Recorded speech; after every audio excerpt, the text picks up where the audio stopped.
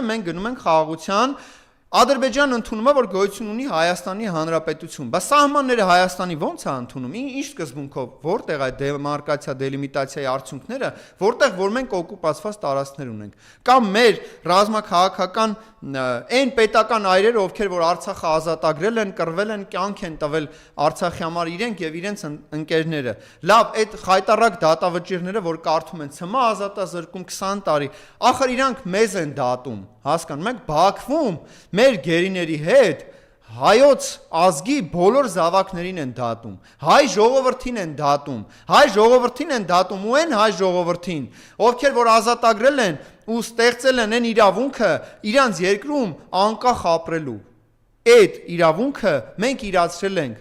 ու մենք կարողացել ենք այդ ամեն ինչը պաշտպանենք ու պահպանենք ու հիմա մեր գերիները, մեր պայքարն են շարունակվում Բաքվում,